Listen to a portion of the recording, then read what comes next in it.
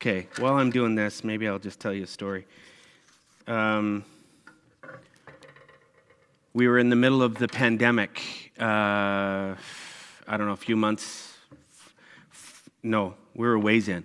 We were about almost 9 months in. There had been a lot of talk about the vaccine, and it was being rolled out slowly. And I was chatting with extended family member, and this person told me that they weren't getting the vaccine. Elderly, like in their later 70s. And I remember on the phone, I was kind of dumbstruck by it at the time. I had probably, like many of you, been watching the news almost on the regular. It was like it was nonstop streaming. And we'd flip from one channel to the next, trying to understand better what was going on and what this pandemic would mean. There was a sense of stress and dread, worrying about where it was leading. And so here I have this extended family member telling me that you're not going to get the vaccine. And I said, you don't do that. You need to do this. You're in what they would call the high-risk category. I was just regurgitating everything that I had heard, but I was doing everything I could to talk this person into it. Wasn't having it. And this person began sharing some of their concerns, to which I categorically, I let her talk for a little bit, obviously, but I was just like, you don't understand.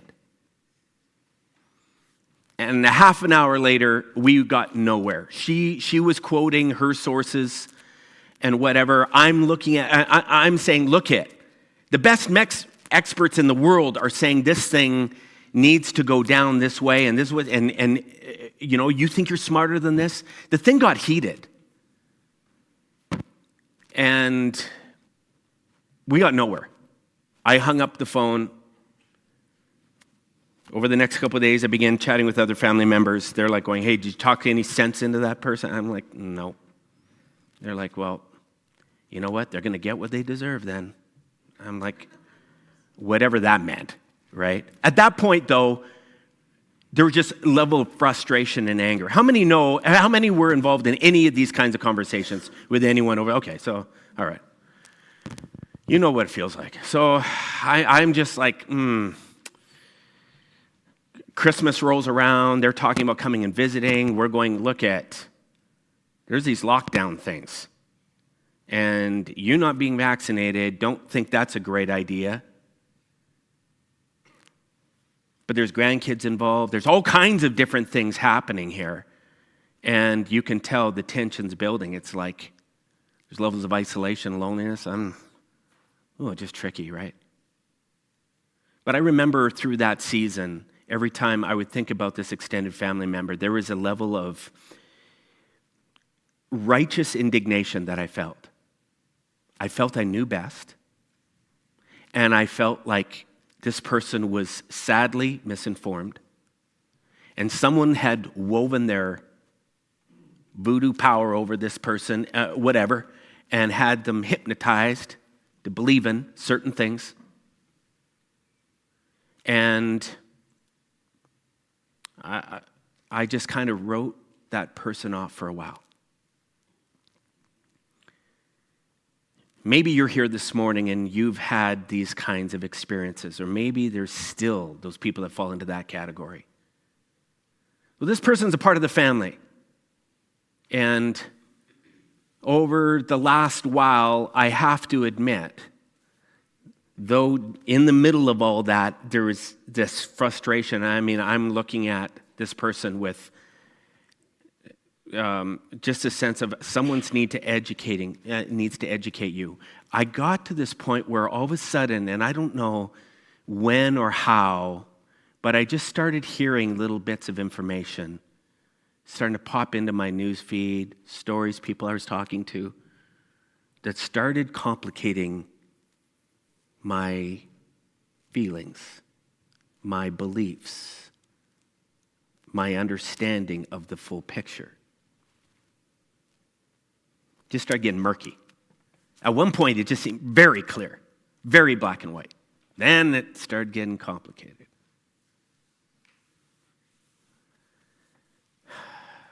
And I could go into all the complications, but I think we're going to get there today. I think I got to this point where I was going, maybe there is some stuff that isn't quite as black and white as I thought, not quite as open and shut as I thought. I didn't want to come right out and say it, but I was like, well, maybe she had a point on this. So anyways, there we were. We're still trying to sort a lot of stuff through, and we've had a lot of conversations since. And actually, now that the pandemic is almost in our peripheral, it's almost in our rearview mirror, and the dust is starting to settle a little bit, I have to admit, I have more questions than answers.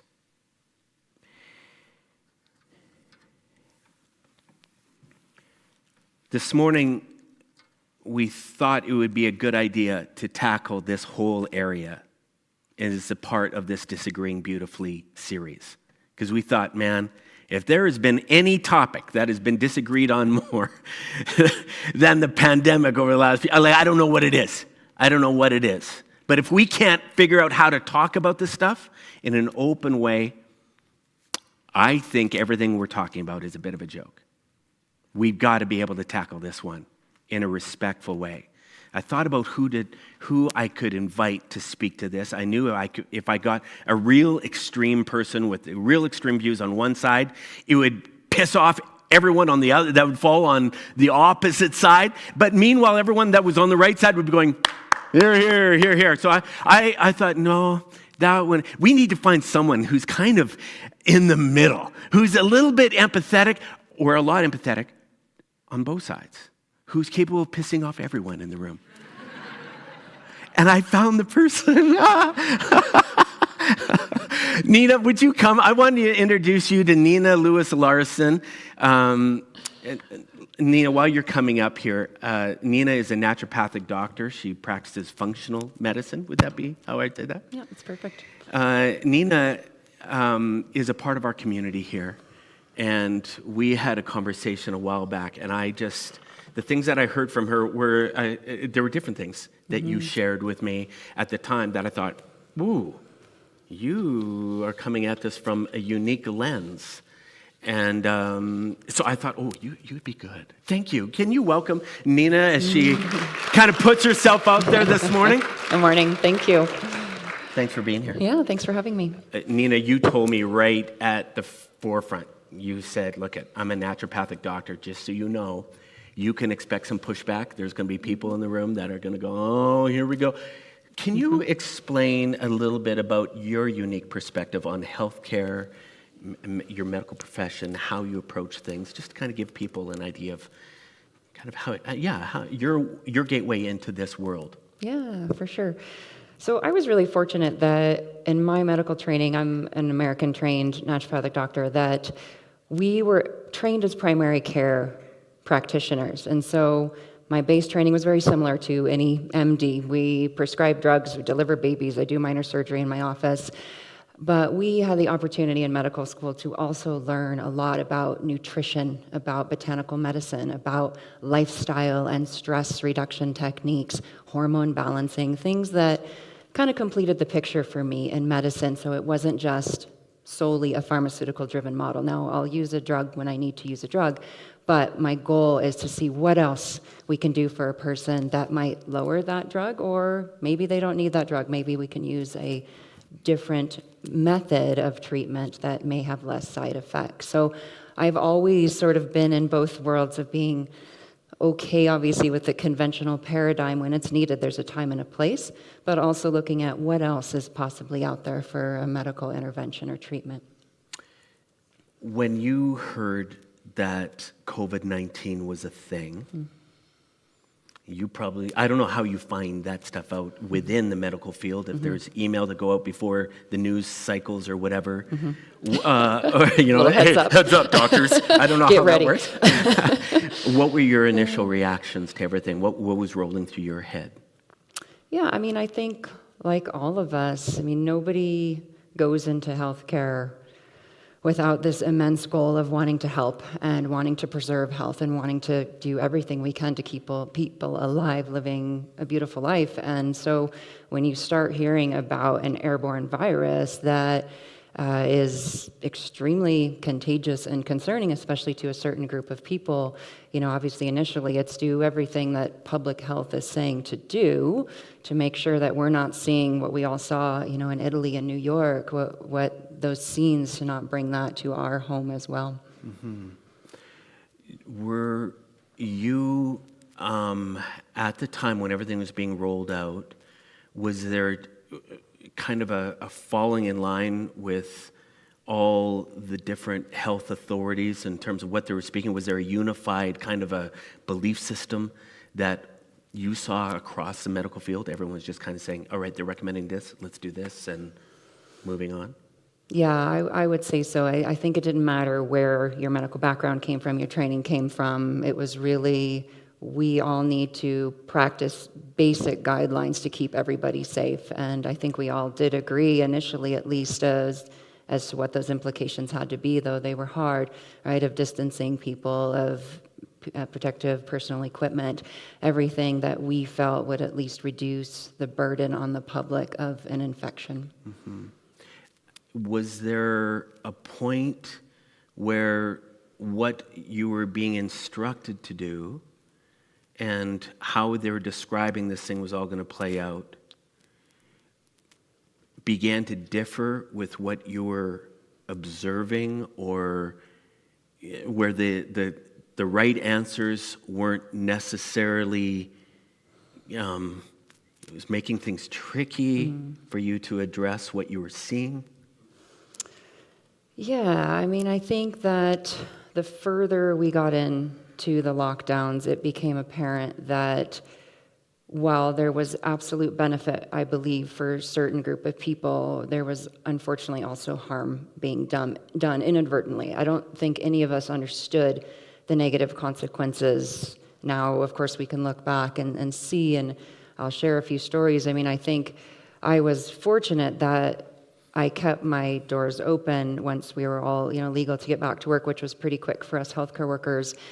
And so I was able to see beyond my little circle of friends and family and what maybe we were thinking was the best course of action, to start see people from different walks of life and how they were experiencing these initial months of the pandemic. Yeah, like as we chatted, you shared with me a number of different ways, like impacts of the pandemic, the lockdown, whatever, on people's health. And not just COVID attacking the body, the lungs, or whatever, but there were a broad spectrum of impacts that this pandemic was having on people. As a doctor, watching all that stuff, like, could you share some of the things that you were watching that were going, this is or this is concerning, this is alarming? Yeah, I mean, I think best to share through story than throw a whole bunch of statistics out. And so I kind of picked 4 stories that maybe represent a diverse experience to share. And so one I'd like to start with was a 20-year-old male that came into me probably, 7 or 8 months into the pandemic. And this young man was really into weightlifting. That was his outlet. And for any of you that have read the research on exercise, you know that it often outperforms pharmaceuticals in its ability to help with anxiety, depression. So when this was taken away from this young man, he fell into a pretty deep depression. And his family was quite worried about COVID, so they had him home, they had him isolated, and he couldn't work out. And so he began to deteriorate quite quickly. He became suicidal. And unfortunately, at that time, we were at about a 15-month wait for psychiatry referral. So this is tough, right? You have this young man that needs socialization. He needs a gym for his mental well-being.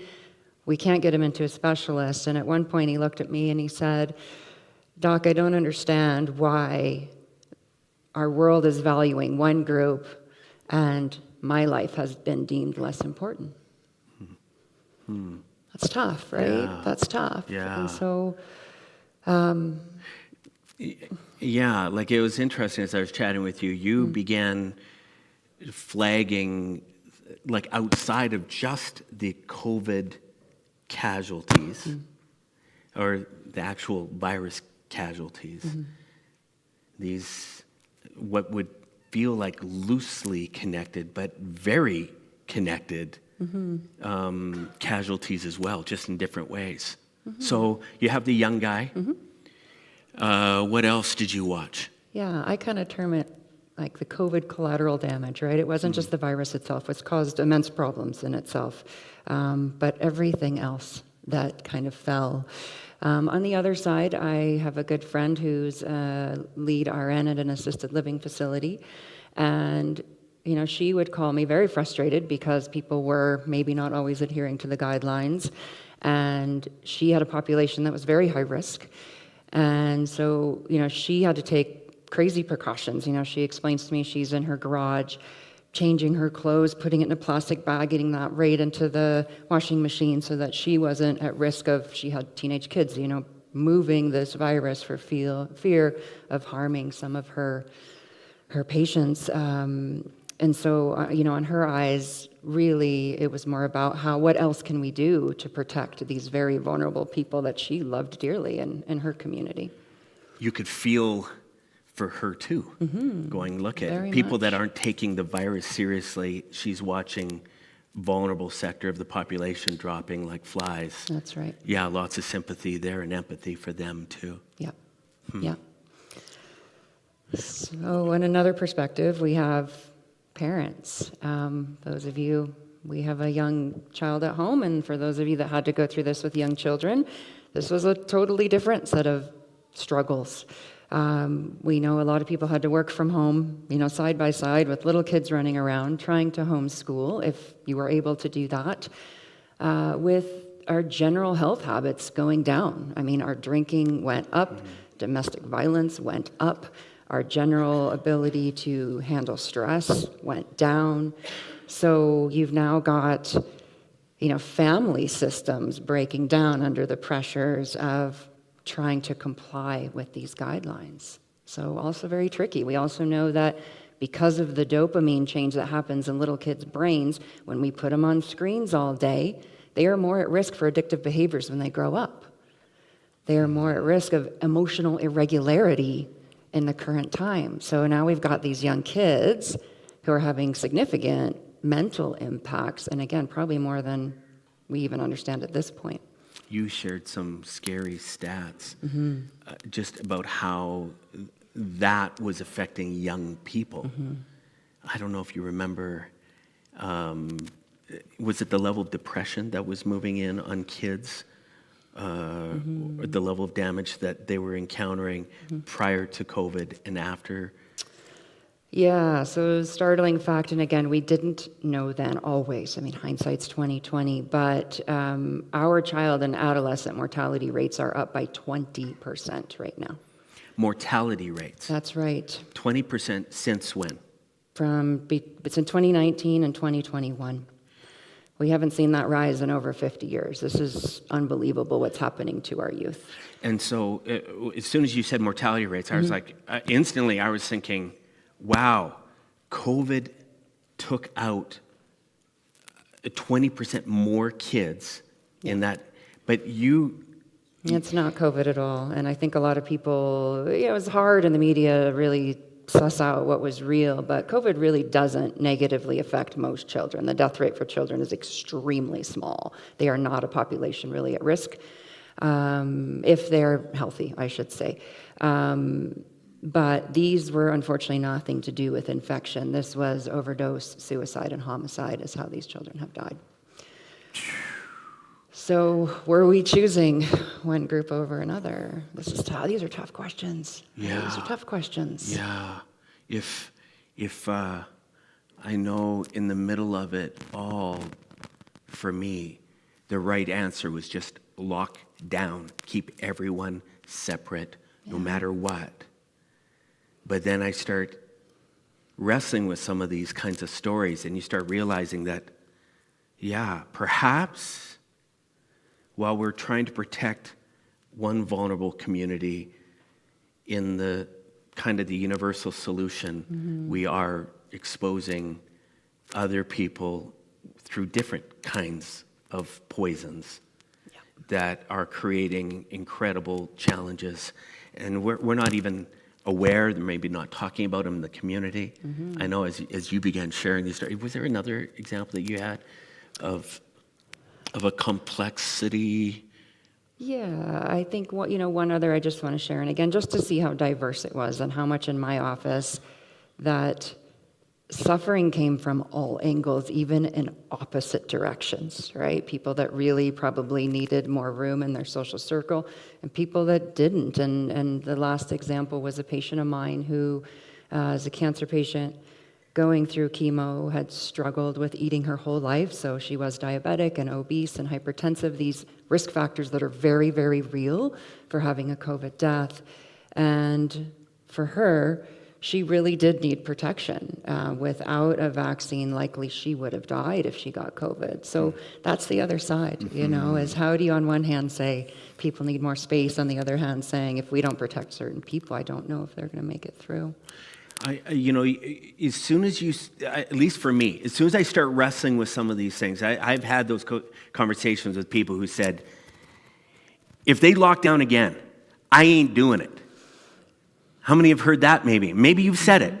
And you went, yeah, we're not going back there. Or I'm not doing that to my kids or whatever. And I know there have been times where I've looked at them and I went, don't be so selfish.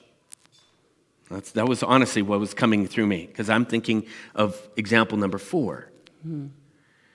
But then as soon as I start thinking about these parents with young children, I think about the kids that are being affected by these. Like now it's like, gosh, that's tricky. Tricky.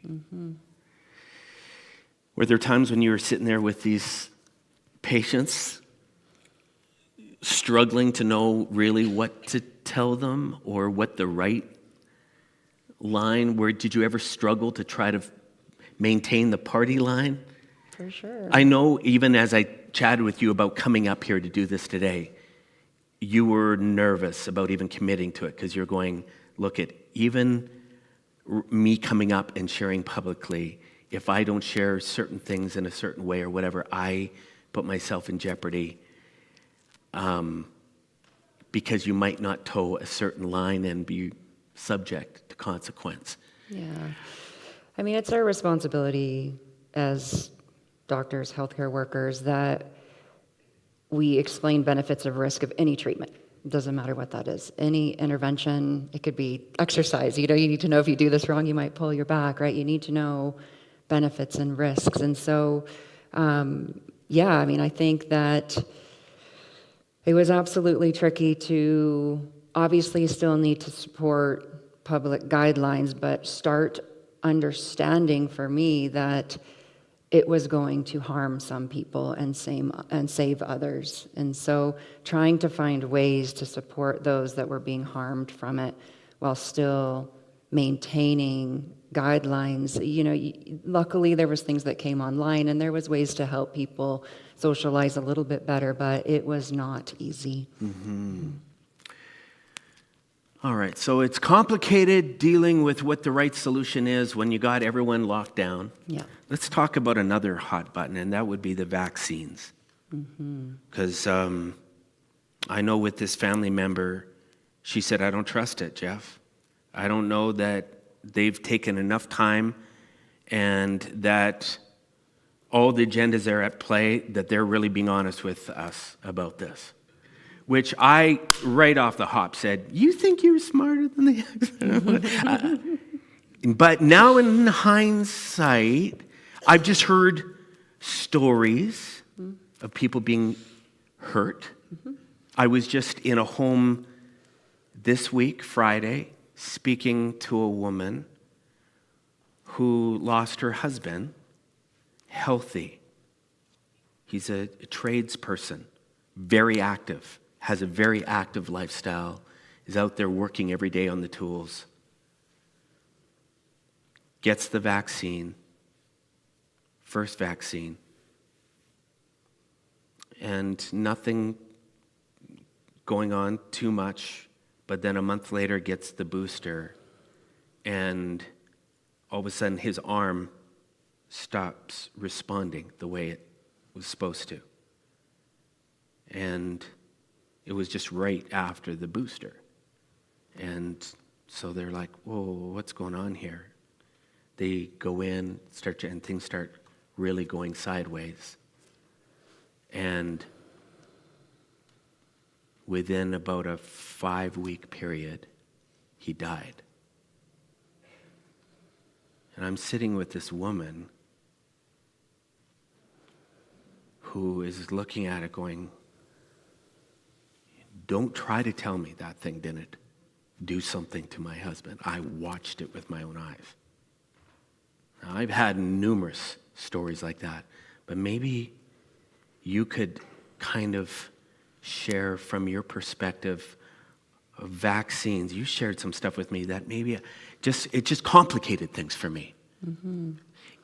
What do you think are some stuff that most people do, or what some things about vaccines that they aren't necessarily saying too much about, that are maybe misunderstood a lot about vaccines?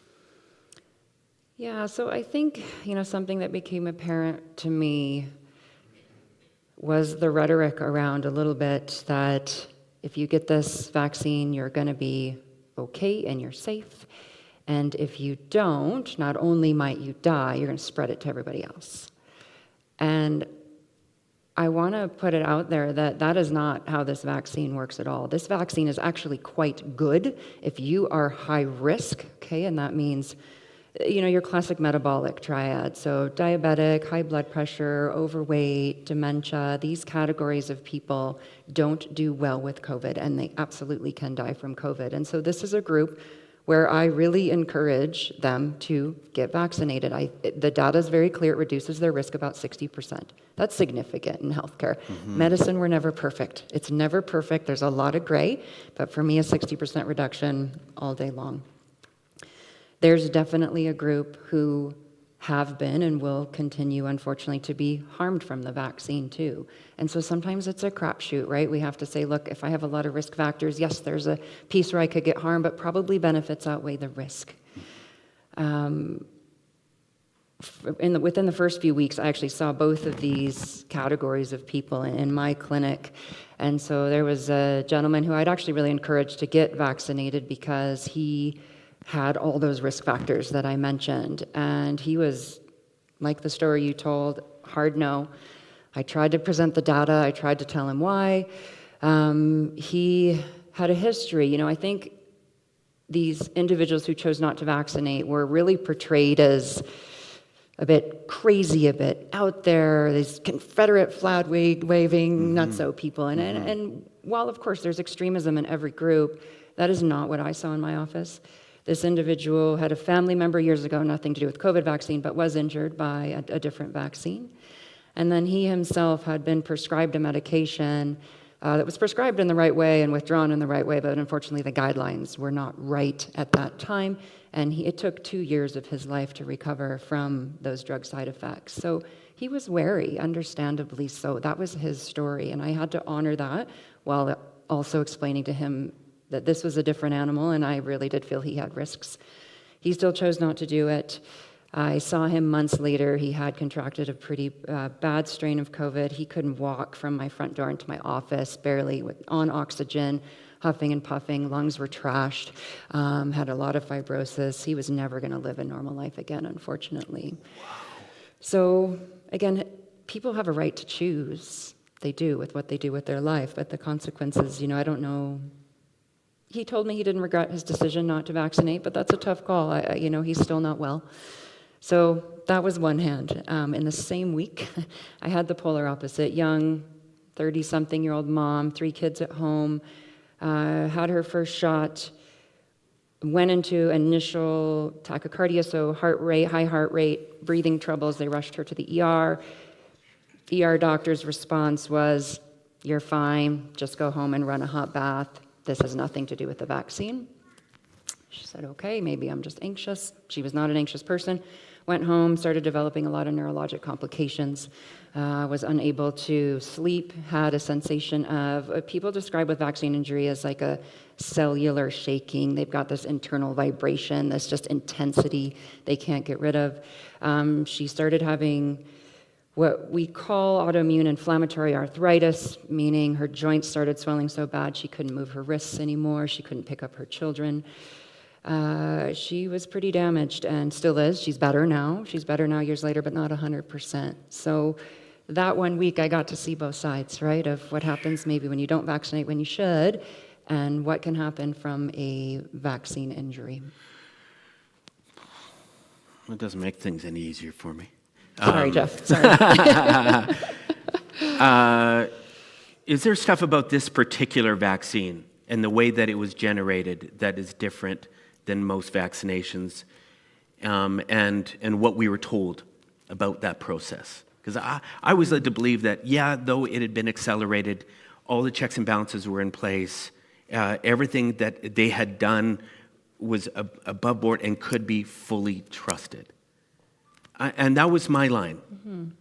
Mm-hmm. From your perspective, do you see it that way? Am I allowed to ask that? Is this I don't know if I like. Can you speak to that at all, just from your own personal perspective? I mean, I think we can speak to what we know, which is that, I like to believe that there's no malicious intent, hopefully, the majority of the time, right? I think that we were in a bind and we needed protection. Pharmaceutical companies did the best they could in a very short amount of time to roll this vaccine out, and it did a good job of stopping certain people from dying. Mm-hmm. I think we have to accept that and know that that is truth. We have to also accept that there has been some injuries and side effects we weren't aware of. Of course, until you roll drugs out into a large group of population, you're not going to see some of these rarer side effects, right? There needs to be enough people given the medication for us to see this. And so what we know now is that some corners were maybe cut. Dr. Philip Beckold, he is a biochemist, molecular biologist down in the States, and he's actually the one, his lab created the saliva test for COVID testing. So he was very much involved in trying to help this public crisis. And so he does cancer vaccines, it's his kind of thing. So he's very, very incredibly bright doctor with RNA, DNA. And so when we created this vaccine, of course, is an mRNA vaccine, the first of its kind to hit the population, at least in this large of a group. In order to replicate that quickly, when they did the trial run, they were able to do it in a different way because it was just for a small batch of people to trial it out to see if it could get approved, which it was. They quickly realized that you can't replicate that many doses for the entire world that quickly, and they needed to find a new way. So what they did was they put it in a vector, and that viral vector got dumped into a bacteria. That bacteria did a PCR reaction to dump out this mRNA. Okay, which is fine, except for that DNA that read the code was still in the end product of what went out to all of us. And unfortunately, they knew it. They tried to chop up this DNA, but they didn't remove it. Now, I can't say this is a concern. We don't know yet, right? We're still trying to figure it out. But what we do know, Health Canada has admitted, or I shouldn't say admitted, has confirmed that there's DNA in this vaccine that's vector coded, which means it can move in and out of our DNA. Which means maybe that's how some people, again rare, but some people have these symptoms as you described, where their neurologic system tanks, cancer blows up, they die, things we wouldn't expect. Is it possible, and again, we don't know, but is it possible that some of this vector DNA is creating havoc? So there's still a lot we don't know. And so I think for us to be hard on yes or no, we're still not in a clear area of doing that, except to say certain people do reduce their risk of death. Sorry.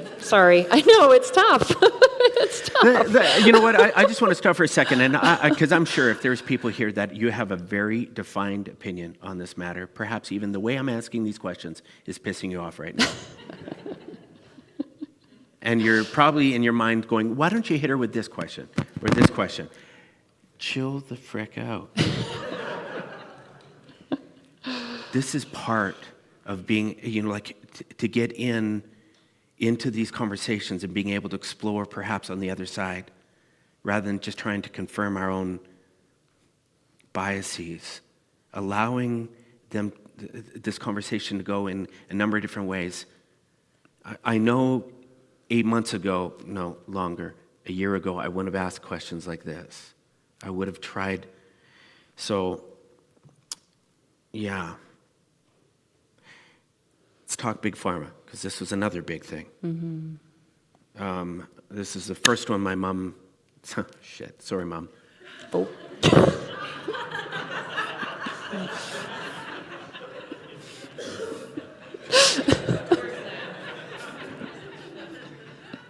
I love you, Mom.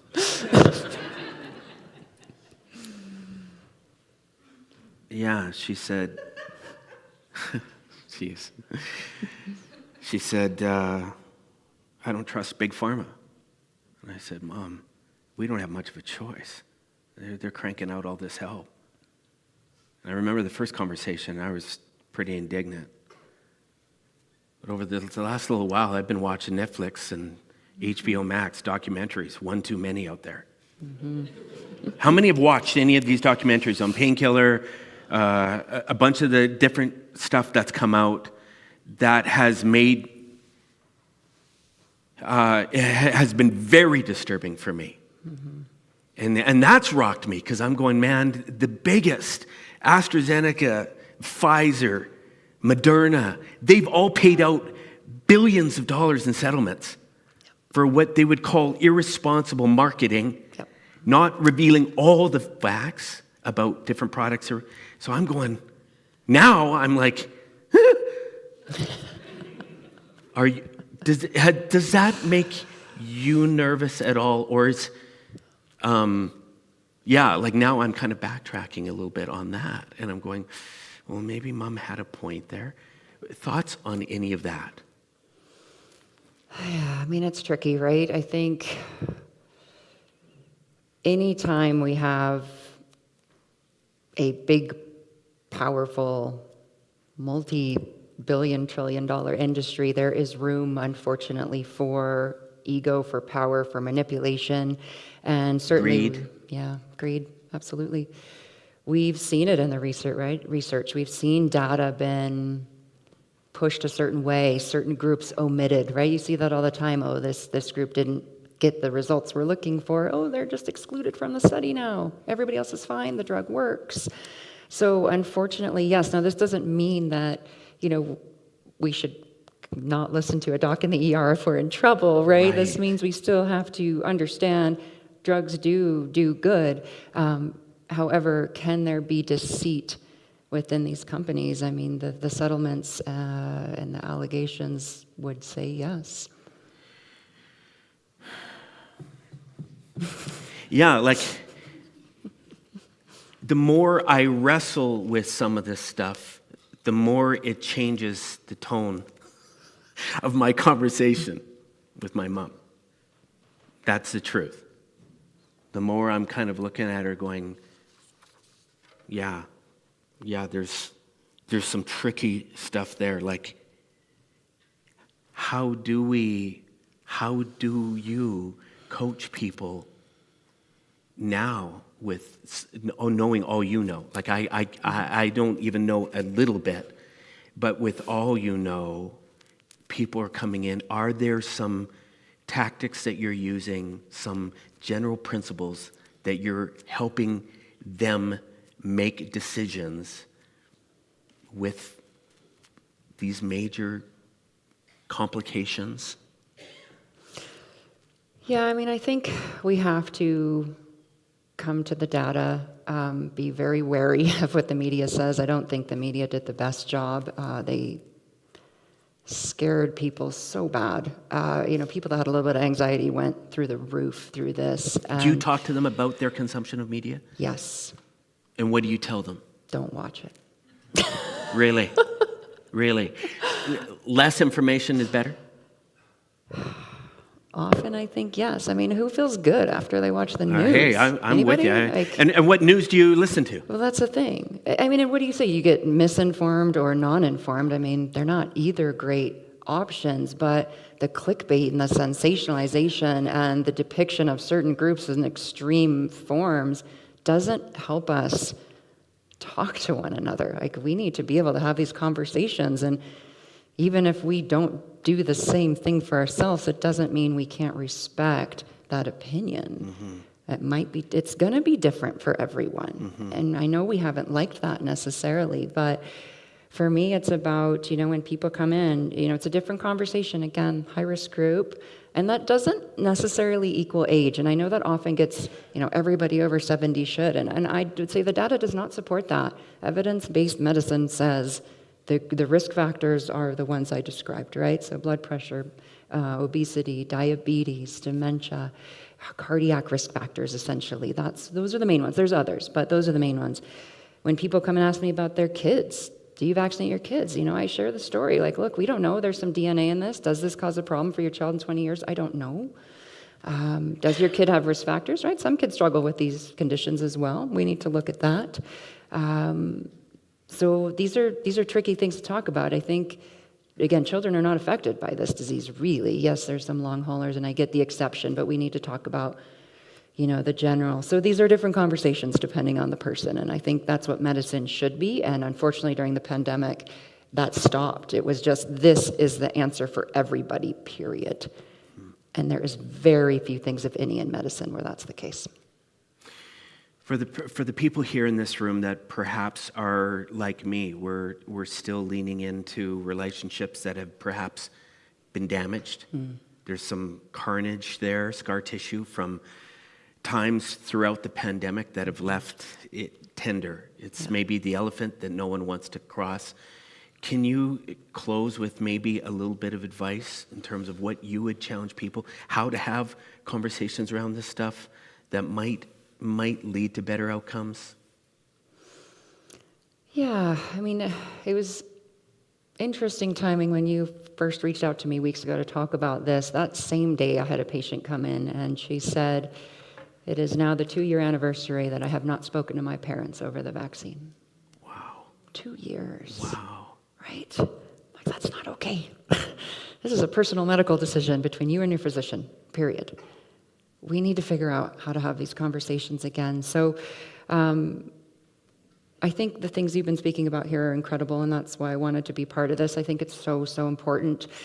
And I just wanted to add that Dr. Erica Goodwin is a psychiatrist, Harvard-trained psychiatrist who I've done some courses with, and she defines an essential better life. So we know, like, the Maslow's triangle of, basic life needs, okay? But sort of above that is to be valued, to be loved, and to be seen.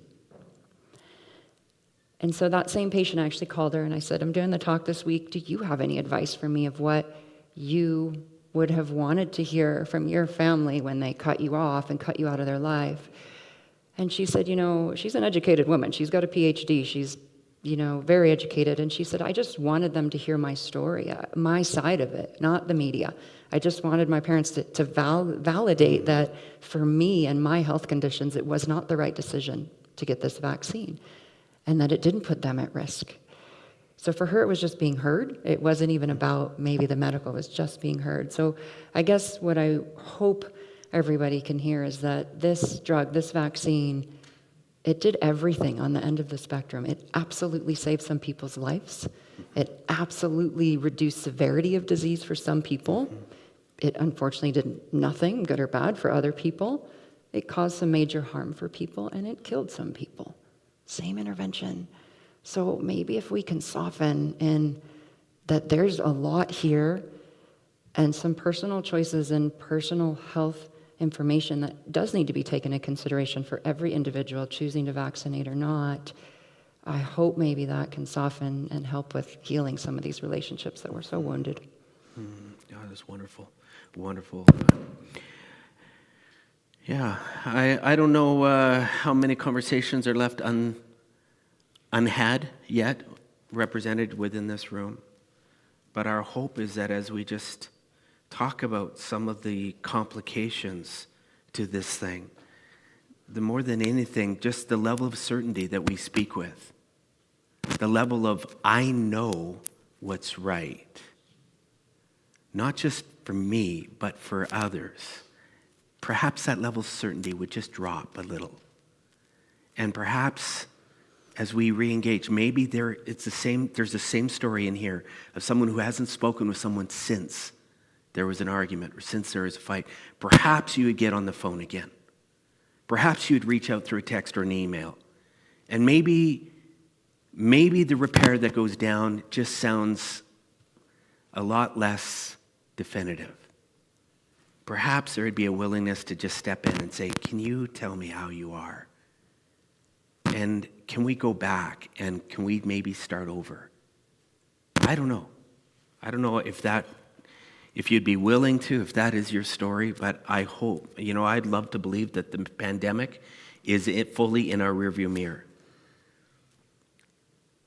But there's a chance that we could be revisiting something in the coming months or years. And I would hope that as a community, we'll be better and stronger and more equipped to be able to have these conversations, difficult ones, in the middle of this, where love and respect and all that stuff would be in play. So anyways, that's our hope. Nina, thank you for joining us today and sharing your interesting perspectives. No, thank you. Yeah, really appreciated it. All right, that's it. We went long. Next week we're talking about MAID, medical assistance in dying. Hey, isn't this fun? Oh man, I tell you, if we can have conversations in the midst of these kind of hot button, that are loving and that are embracing, man, spirituality can kick some ass and change the world. That's what we believe. So join us next week, will you? Have a great week, everyone. We'll see you next week.